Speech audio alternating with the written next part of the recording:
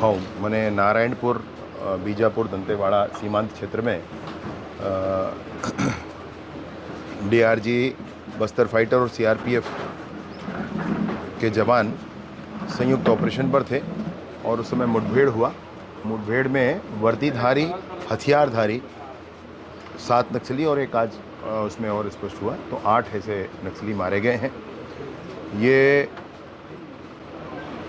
सुरक्षा बलों के शौर्य के आधार पर है, उनके भुजाओं की ताकत के आधार पर है। विनम्रतापूर्वक सरकार अपील करती है कि नक्सली सारे, माओवादी सारे मुख्यधारा में जुड़ें, अच्छा जीवन जिएं, पुनर्वास करें।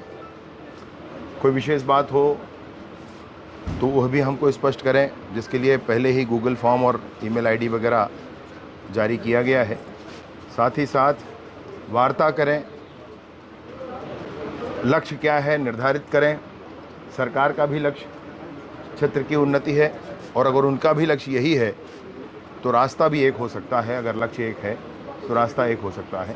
इस पर चर्चा करनी चाहिए। नक्सलियों ने एक पत्र जारी किया है जिसमें उन्होंने कहा है कि सेंट्रल कमेटी के सदस्य प्रताप ने जारी किया, शांति वार्ता के लिए शांति का माहौल बनाना जरूरी है उन्होंने कहा। और उन्होंने कहा है कि आप निशर्त चर्चा की बात कर रहे हैं, मगर आप लोगों के रूप से लग नहीं रहा है कि निशर्त चर्चा की आप लोग तैयार है। एक तरफ हिंसा भी, मतलब वो भी इनकाउंटर चल रहा है और नक्सल के लिए भी तैयार। बंदूक तो साथ छोड़ा जाएगा, ऐसे नहीं होता है। और ऑपरेशंस जो हैं जहां आवश्यक है वहां तो करना ही होता है, करना पड़ता है। परंतु इन सारी बातों के साथ मैं ये कहना चाहता हूँ, वो चाणक्य की बात करके, ब्राह्मणवाद की बात करके ये वही राग फिर आलाप के कोई अर्थ नहीं होने वाला है।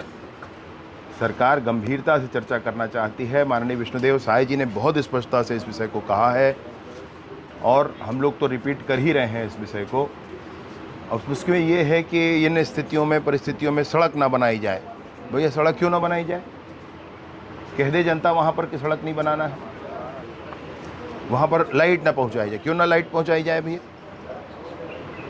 तो सड़क ना बनाने की शर्त पर, लाइट ना लगाने की शर्त पर ऐसे नहीं होता है। वार्ता आप करें, हमारा आग्रह है, निवेदन है। कारण ये है, हमने सुना है कि आपका लक्ष्य कुछ ऐसा है कि जिसमें आप जन कल्याण चाहते हैं, क्षेत्र का विकास चाहते हैं। सरकार का भी यही लक्ष्य है कि जन कल्याण चाहते हैं, क्षेत्र का विकास चाहते हैं। अगर लक्ष्य एक है तो रास्ता एक हो सकता है। उनके रुख से क्या नजर आ रहा है? कुछ वार्ता के लिए तैयार के मूड में है वो? नहीं, मैं तो यही देख रहा हूँ ना, ये पत्र तो है मेरे हाथ में।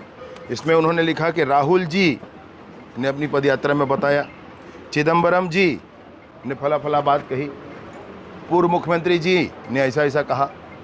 तो अब ये सामान्य लोगों के सारे रेफरेंसेस हैं, इसमें तो बहुत स्पष्टता के साथ बात होनी चाहिए। तो मेरा तो यही आग्रह है। बस्तर में जब हम लोगों ने सिलगेर, टेकलगुड़ा, पुअर्ती के युवाओं को लेकर हम लोग रायपुर आए थे, उन्होंने रायपुर देखा, उसमें से आप सभी से उनकी स्पष्ट प्रत्यक्ष मुलाकात हुई है। 25 साल के लड़के ने अगर जीवन में टीवी ना देखा हो तो और क्या करना चाहते हैं उनके साथ आप? और क्या करना चाहते हैं? कोई बता दे भाई मुझे। कौन सा विदोहन, कौन सा माने खनिज उत्खनन ये रोक कर, क्या मतलब, क्या विषय है भाई? 25 साल के लड़के ने टीवी नहीं देखा है, अभी कैसे जस्टिफाई कर लेंगे इसको? आप पॉडकास्ट पर जा रहे हैं, आप एआई पर जा रहे हैं, बस्तर का लड़का टीवी भी ना देखा हो। परिस्थितियों को बदलना पड़ेगा। आपके पहल पे पहली बार सेंट्रल कमेटी ने रिएक्ट किया है।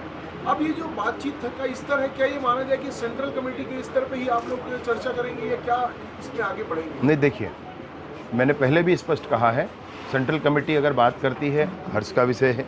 अगर दूसरे कोई समूह हैं उनके बीच में, क्योंकि उनके बीच में बड़ा फ्रैक्शन है, मुझे पता चला है। मतलब ये है कि टॉप कैडर सारे आंध्रा तेलंगाना के हैं और नीचे जो काम कर रहे हैं वो सारे छत्तीसगढ़ के हैं। छत्तीसगढ़ के लोग मतलब या तो सामान लेकर चल रहे हैं या फिर सामने फ्रंट पर जा रहे हैं, ऐसा सब है उनके साथ। टॉप कैडर जो है वो तेलंगाना के हैं, तो वो उनका अपना ये रहता है, इसीलिए जा कर के वहाँ ज़्यादा सरेंडर करते हैं। तो उन सारे लोगों से भी मेरा फ्रैक्शन भी है आपस में। जो भी बात करना चाहे सेंट्रल कमेटी बात करती है, एक मुश्त हल निकलता है, स्वागत योग्य है। माननीय केंद्रीय गृह मंत्री जी ने यही कहा है, माननीय विष्णुदेव साय जी ने यही कहा है, हमारे मुख्यमंत्री जी ने, और मैं उनके बातों को आगे ले जाते हुए यही कहना चाहता हूँ। और अगर कोई समूह भी उसमें बात करना चाहे तो भी सरकार तैयार है।